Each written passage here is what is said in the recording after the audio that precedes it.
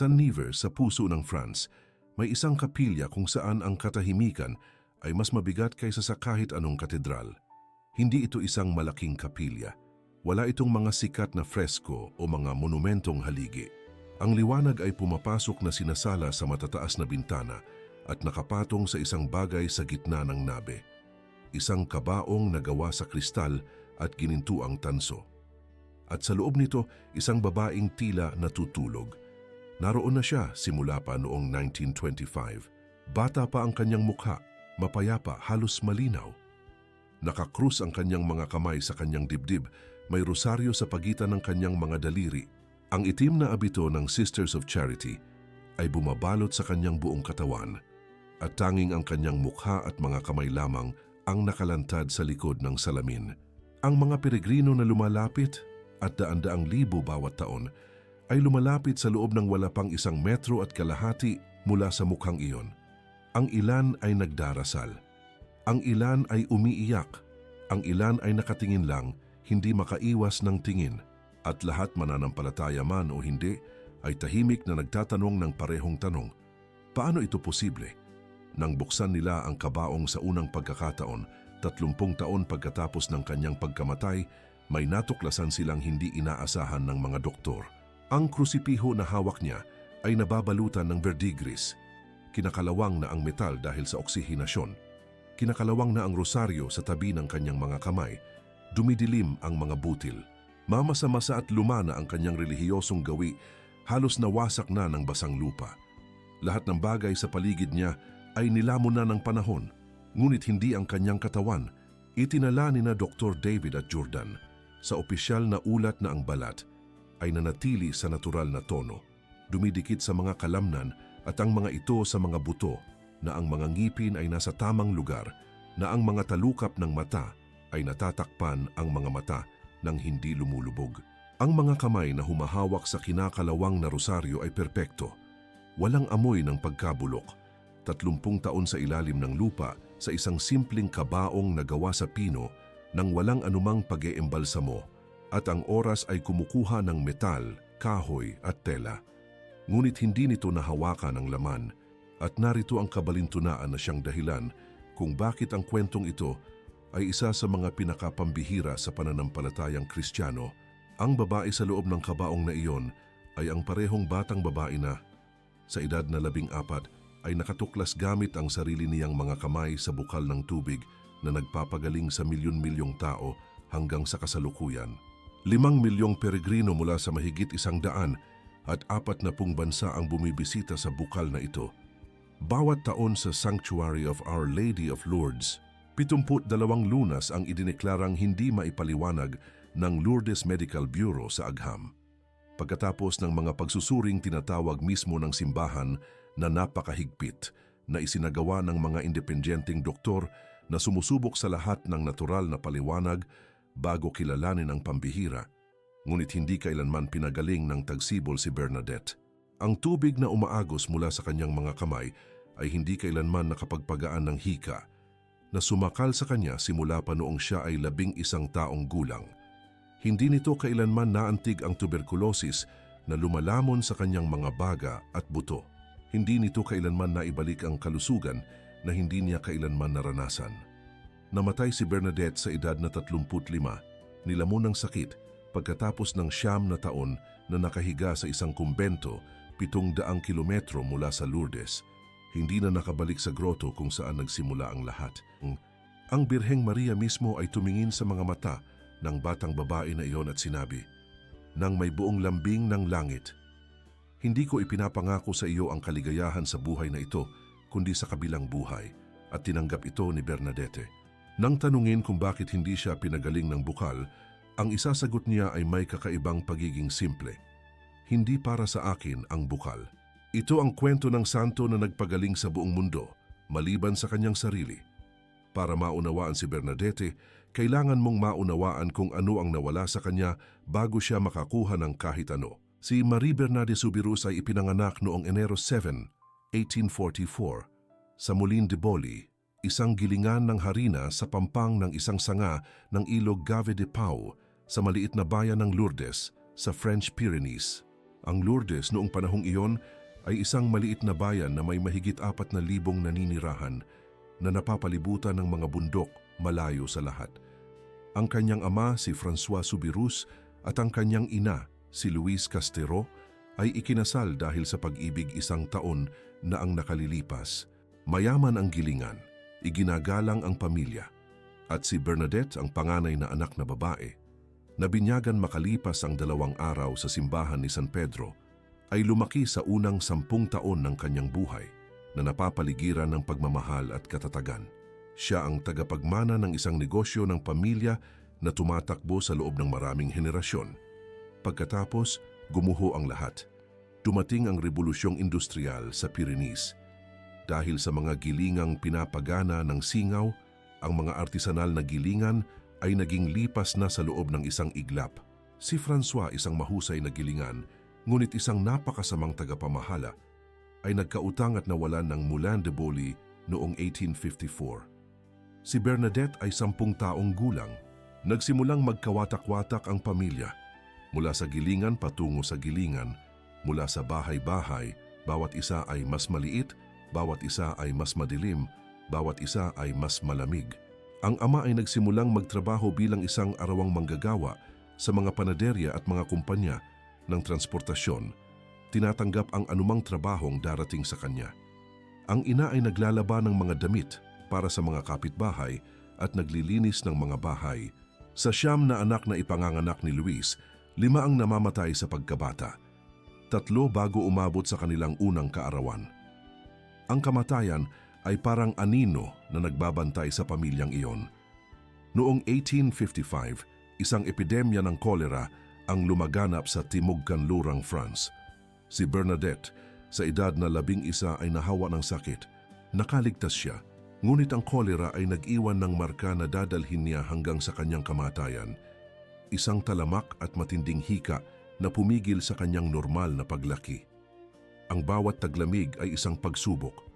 Ang bawat malamig na gabi ay nagdudulot ng pagkasakal. Ang bawat paghinga ay isang labanan. Sa edad na 14, si Bernadette ay may taas na 1 metro at 40 sentimetro. Kasing laki siya ng isang 10 taong gulang na bata.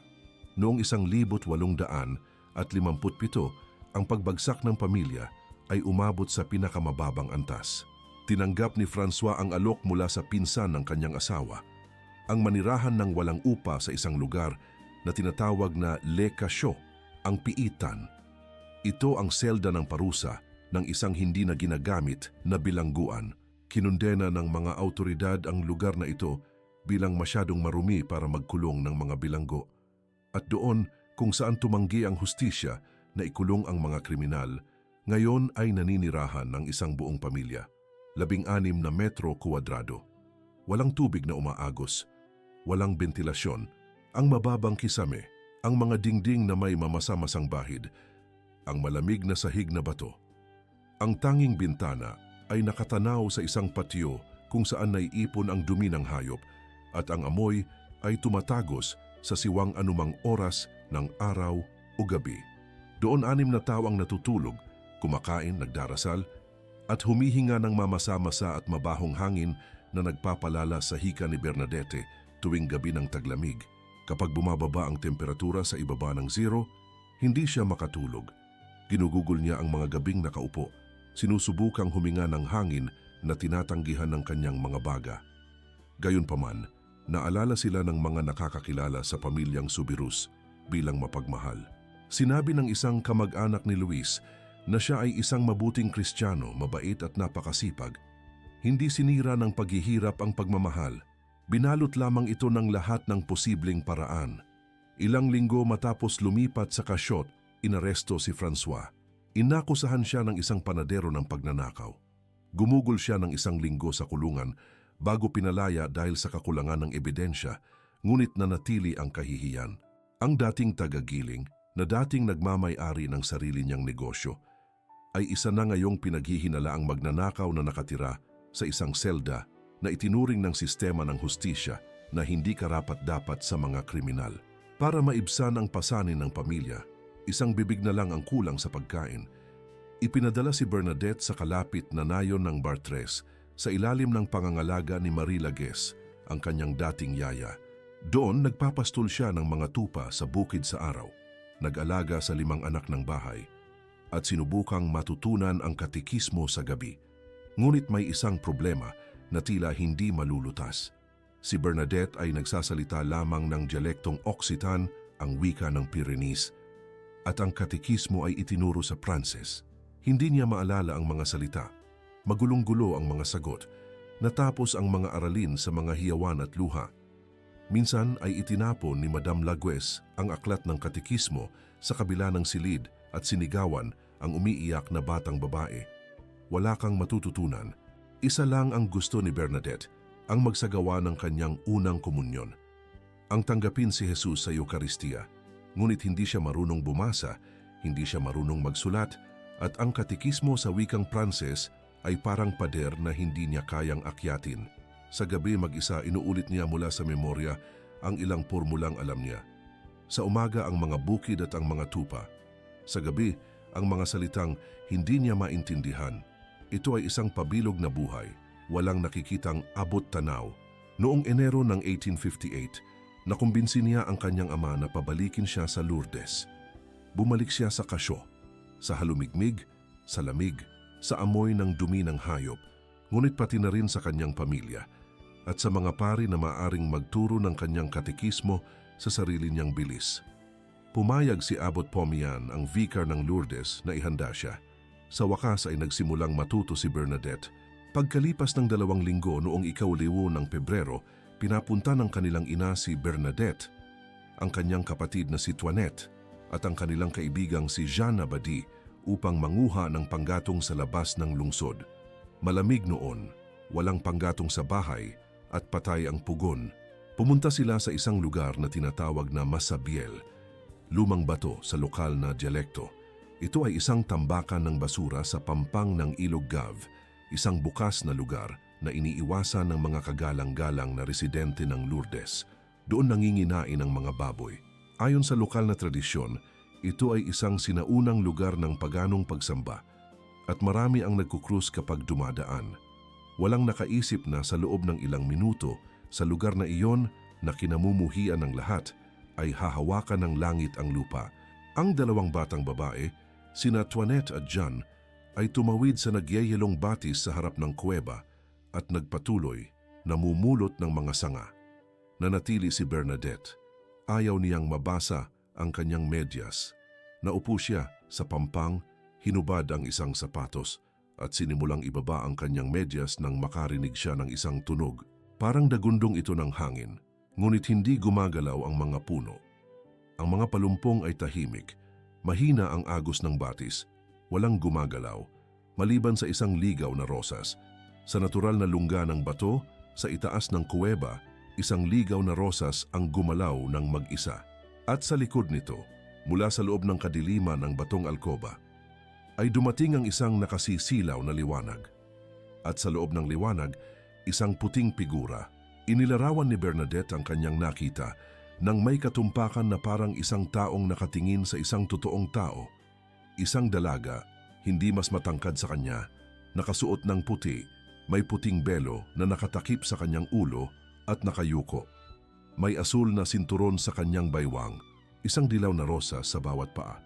At sa kanyang mga kamay, isang rosaryo ng mga puting butil na may ginintuang kadena. Ngumiti ang dalaga kay Bernadette at nag-aalay ng krus.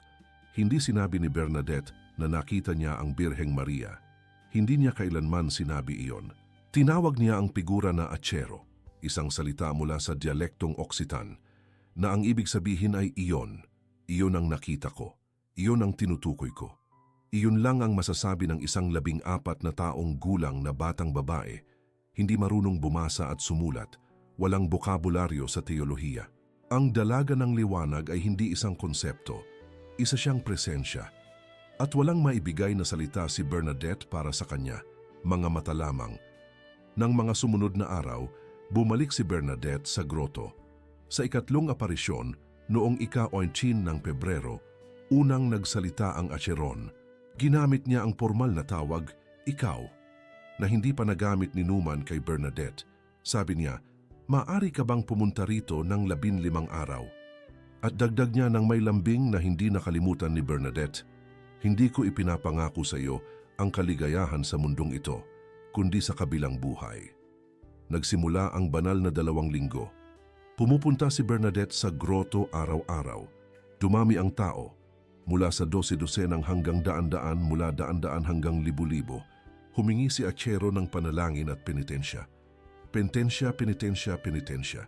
Hinalikan ni Bernadette ang lupa, kumain ng mapapait na halaman, gumapang ng nakaluhod sa malamig na lupa. Tahimik na pinagmamasdan ng karamihan ng isang batang babae sa labis na kaligayahan. Ang kanyang mukha ay nagbagong anyo. Ang kanyang mga mata ay nakatuon sa isang puntong siya lamang ang nakakakita. At pagkatapos ay dumating ang ika-25 ng Pebrero, ang ika-9 na aparisyon, at ang sandaling magpapabago kay Lourdes magpakailanman. Sinabi ni Achero kay Bernadette, "Uminom kayo sa bukal at maghugas kayo roon." Lumingalinga si Bernadette. Walang bukal. Akala niya ang ibig sabihin ni Achero ay ang ilog Gave at nagsimulang maglakad patungo rito. Ngunit tinawag siya pabalik ng ginang at itinuro ang sahig ng kuweba sa isang partikular na lugar sa ilalim ng bato. Lumuhod si Bernadette at nagsimulang maghukay gamit ang kanyang mga kamay. Mamasa-masa madilim at malagkit ang lupa. Humukay siya ng maliit na butas at nakakita ng putik. Sinubukan niyang uminom. 3 beses niyang iniluwa ang maruming tubig. Sa ika-4 na pagsubok, inilapit niya ang putik sa kanyang bibig at uminom. Pagkatapos ay kinuskus niya ang putik sa kanyang mukha, gaya ng hiniling ni Achero. Ang karamihan na mahigit 1,000 ang bilang ng araw na iyon ay labis na natakot. Sinampal siya ng tiyahin ni Bernadette na naroon sa mukha. "Tigilan mo na ang kalokohan na yan," sigaw niya. "Umuwi ang mga tao na nagbubulungan. Pandaraya yan." Nabaliw na ang bata, sinapian siya ng demonyo. Ngunit kinabukasan, may bumalik sa kuweba at nagtusok ng patpat sa hukay na hinukay ni Bernadette. At ang tubig na bumukal ay hindi na putik. Ito ay napakalinaw at hindi ito tumigil. Sa loob ng ilang araw, ang putik na lusak ay naging isang pangmatagalang bukal na bumubulwak ng malinis at malamig na tubig sa 10 degrees Celsius at nananatili ito hanggang ngayon. Mahigit 160 taon na ang lumipas nang walang pagkaantala, walang tagtuyot, walang pagbabago-bago. Ang unang paggaling ay naganap noong Marso.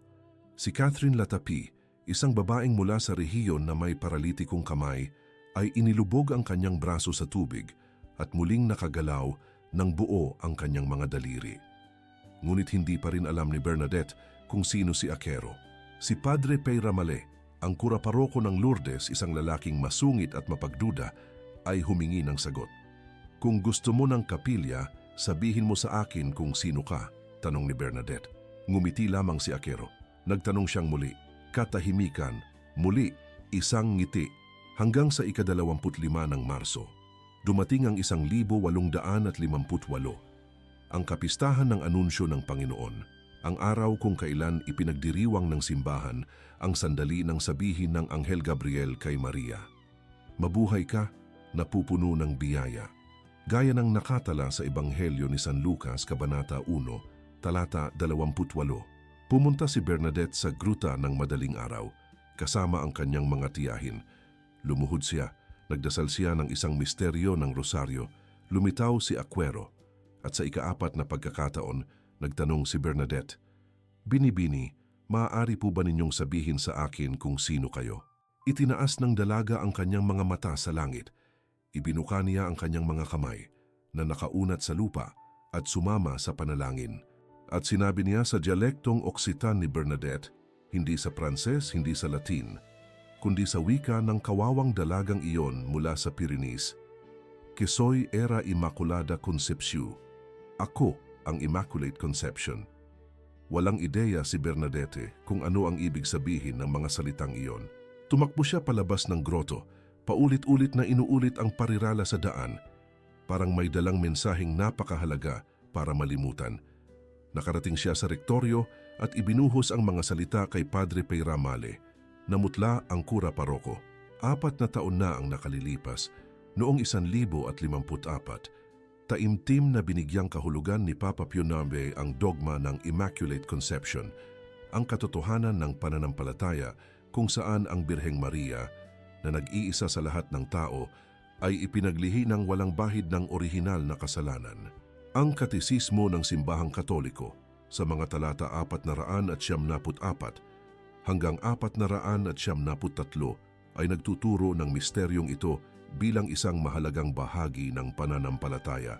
At alam ni Padre Peyramale na si Bernadette, ang batang babaeng hindi kabisado ang katisismo sa wikang Pranses na halos hindi makabasa, na hindi pa nakarinig ng aral sa teolohiya sa kanyang buhay, ay binigkas lamang ng walang panginginig o pag-unawa ang pinakatumpak at pinakabagong terminong teolohikal sa mahisteryo ng simbahan. Hindi niya ito maaring inimbento. Hindi niya alam ang ibig sabihin nito. Walang sino man sa kanyang pamilya, walang sino man sa paaralan, walang sino man sa nayon ang nagturo sa kanya ng ekspresyong iyon. Ang kanyang mga magulang, guro, at maging si Padre Peyramale mismo ay nagpatotoo kalaunan na hindi pa naririnig ni Bernadette ang terminong Immaculate Conception bago ang araw na iyon. Si Bernadette ay isa lamang mensahero. Ang mensahe ay mas dakila kaysa sa kanya. At ang mensahero ay nagbayad ng malaking halaga para sa paghahatid ng mensahe. Mula sa mga unang aparisyon, sinubukan siyang patahimikin ng mga autoridad sibil. Mahigpit siyang tinanong ng komisyoner ng pulisya na si Jacomet, sinusubukang salungatin ang kanyang sarili. Ipinatawag siya ng tagausig ng imperyo na si Vital Dutour sa kanyang opisina at pinagbantaan na aarestuhin siya kung hindi siya titigil sa pagpunta sa groto. Ngunit pinanatili ni Bernadette, ang batang babaeng hindi kayang isaulo ang katekismo, ang kanyang patutuo ng pare-pareho, salita por salita, nang walang idinagdag o inaalis na anuman sa harap ng bawat taga-usig. Itinampok ng obispo ng Tarbes sa liham pastoral na kumilala sa mga aparisyon. Ang kasimplehan, katapatan, kahinhinan ng batang ito at ang matibay na paniniwala ng kanyang mga sagot.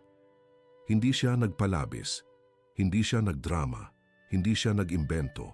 Nang hindi lumitaw ang Acheron at nangyari ito ng 2 beses sa Holy Fortnight, sinabi lamang ni Bernadette hindi siya dumating nang walang mga dahilan, nang walang mga paliwanag, nang walang mga dula-dulaan.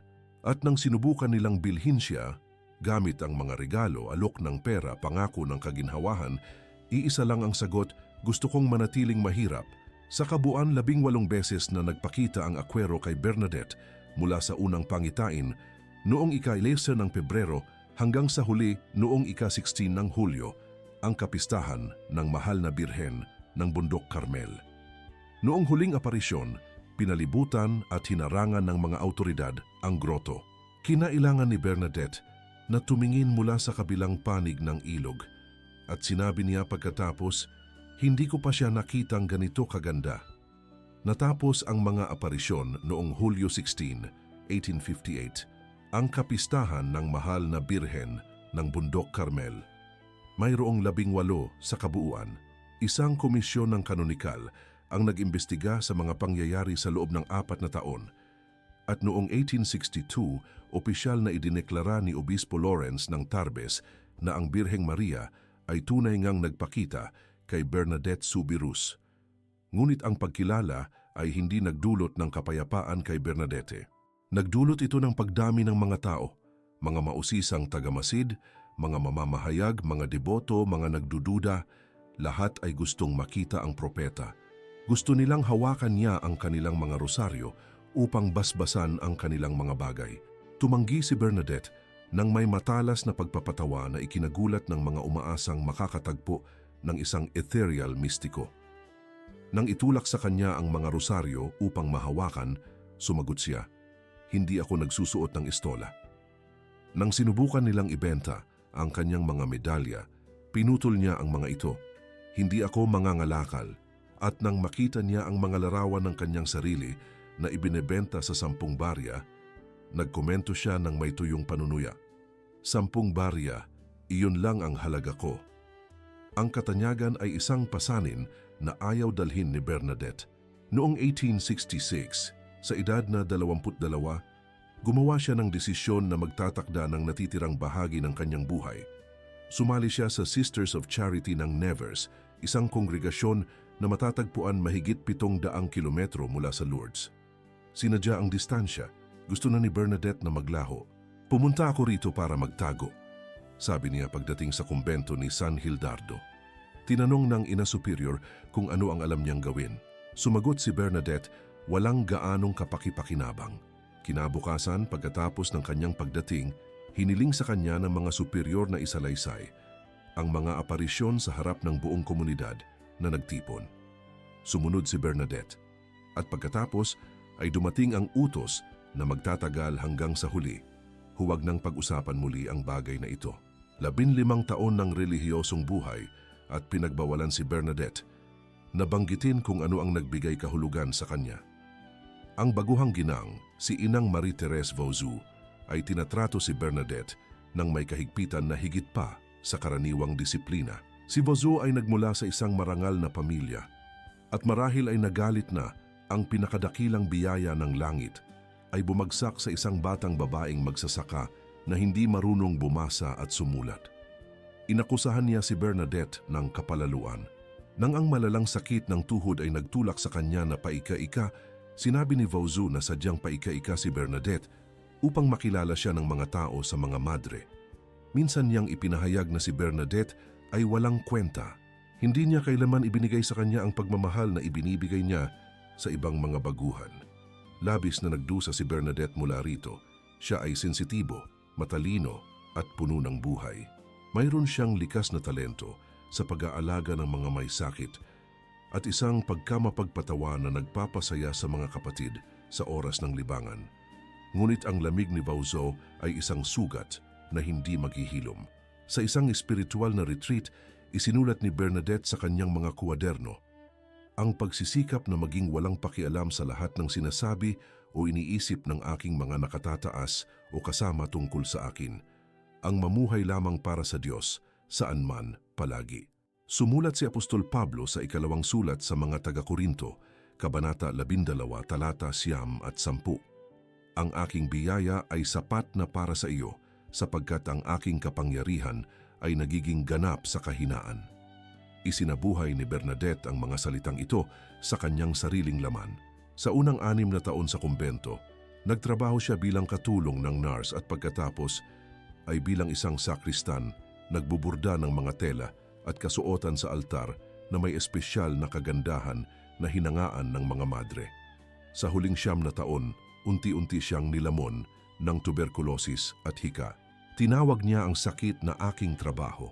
Noong Abril 16, 1879, Miyerkules ng pagkabuhay, namatay si Bernadette sa infirmary ng Banal na Cruz sa kumbento ni San Gildard. Siya ay 35 taong gulang. Nagdarasal siya ng rosaryo. Sa kanyang mga huling oras, habang nilalamon siya ng kalungkutan, sinabi niya, "Ang lahat ng ito ay mabuti para sa langit." At ang kanyang mga huling salita ay, "Santa Maria, Ina ng Diyos, ipanalangin mo ako." Nang kumalat ang balita, nagtakbuhan ang mga tao sa kumbento at sumisigaw ng, "Patay na ang santo, patay na ang santo." Nanatiling bukas ang mga pinto ng kapilya sa loob ng 2 buong araw. Inilagay ng mga manggagawa ang kanilang mga kagamitan sa mga kamay ni Bernadette. Inilagay naman ng mga lokal na opisyal ng hukbo ang mga hawakan ng kanilang mga espada sa kanyang mga daliri. Walang katapusan ang mga linya. Ngunit may dimensyon sa kwentong ito na lumalampas sa Katolisismo at may kinalaman sa isang bagay na universal. 82 taon pagkatapos ng pagkamatay ni Bernadette noong 1940, isang manunulat na Hudyo na nagngangalang Franz Werfel ang tumatakas mula sa mga Nazi kasama ang kanyang asawang si Alma, ang balo ng kompositor na si Gustav Mahler. Hinahabol sila ng Gestapo sa buong France. Dahil sa desperasyon, nakahanap ng kanlungan ang mga Werfel sa Lourdes. Tinanggap ng mga pamilyang Katoliko na mga henerasyon bago nito ay tumanggap kay Bernadette. Itinago ng Sisters of Charity sa lungsod ding iyon ang mga batang Hudyo mula sa silangang Europa na ginagawang parang bingi at pipi sila upang linlangin ang mga Nazi. Doon, sa hindi inaasahang taguan na iyon, narinig ni Werfel ang kwento ni Bernadette. At nangako siya sa Diyos. Kung siya at ang kanyang asawa ay makatakas ng buhay, isusulat niya ang kwento ng batang babaeng iyon. Nakatakas sila. At isinulat ni Werfel ang The Song of Bernadette, ang nobelang naging pinakamabentang libro sa Amerika noong 1942. Ang pelikulang 1943, sa direksyon ni Henry King, ay nanalo ng 4 na Academy Awards, kabilang ang Oscar para sa pinakamahusay na actress para kay Jennifer Jones. Isang Hudyong tumatakas mula sa Holocaust ang sumulat ng pinakadakilang pagpupugay sa panitikan para sa isang Katolikong santo dahil ang pananampalatayang nagpoprotekta kay Bernadette sa Lourdes ay ang pananampalatayang nagpoprotekta kay Werfel sa Lourdes. Walang hangganan ng biyaya at si Bernadette at nag-iwan si Bernadette ng isang espiritual na testamento na marahil ang pinakanakababahalang dokumentong naisulat ng isang santo. Hindi ito isang teolohikong pagmumuni-muni. Ito ay isang listahan ng pasasalamat para sa pagdurusa, isinulat niya. Para sa kahirapang dinanas ng aking ama at ina, para sa mga pagkatalo, para sa pagkawasak ng gilingan, para sa pag-aalaga sa mga bata at pagbabantay sa mga kawan, para sa walang katapusang pagkapagod, nagpapasalamat ako sa iyo, Jesus. At nagpatuloy siya. Dahil sa katotohanang sinabi ni Inang Josefa na wala akong silbi, nagpapasalamat ako sa iyo. Para sa kalupitan ng tinig ng nakatataas, para sa mga kawalang katarungan, para sa ironya, para sa tinapay ng kahihiyan, nagpapasalamat ako sa iyo. Walang kapaitan sa mga salitang ito. Mayroong isang bagay na tanging pananampalataya lamang ang makapagpapaliwanag, tunay na pasasalamat sa pagdurusa. Dahil naunawaan ni Bernadette, marahil ay mas mahusay kaysa sa sinumang teologo, na ang pangako ng Birhen ay hindi isang pagkondena. Ito ay isang paanyaya. Hindi sa buhay na ito kundi sa kabilang buhay. At tinanggap niya hanggang sa wakas. Inilibing si Bernadette sa kapilya ni San Jose sa loob ng kumbento ng Nevers, isang simpleng kabaong na gawa sa pino, walang embalsamasyon, gaya ng kaugalian para sa mga mahihirap na madre noong panahong iyon. At doon siya nanatili sa loob ng 30 taon sa mamasa-masang lupa. Noong 1909, bilang bahagi ng proseso ng beatifikasyon, iniutos ng obispo ng Nevers ang pagbukas ng kabaong. 2 doktor, sina Dr. David at Jordan, at isang madre mula sa komunidad ang nagpatotoo. Mahirap ipaliwanag ang kanilang natagpuan sa loob ng kabaong na iyon na gawa sa nabubulok na kahoy. Ang krusipiho ay nababalutan ng verdigris. Ang rosaryo ay kinakalawang at kinakalawang. Ang rosaryo ay mamasa-masa at luma na. Ngunit ang katawan ni Bernadette, ang katawan ng isang babaeng namatay sa loob ng 3 dekada, inilibing ng walang anumang preservative, sa isang kabaong natatagusan ng kahalumigmigan, ay buo. Ang balat ay dumikit sa mga kalamnan. Ang mga kalamnan ay sa mga buto. Ang mga ngipin ay nasa lugar. Ang mga talukap ng mata ay tumatakip sa mga mata. Walang amoy ng pagkabulok. Hinugasan ng mga kapatid na babae ang bangkay. Pinihisan ito ng bagong damit. At muling inilibing sa isang selyadong kabaong. Pagkalipas ng 10 taon, noong 1919, binuksan nila ang kabaong sa pangalawang pagkakataon. Nanatiling napreserba ang bangkay.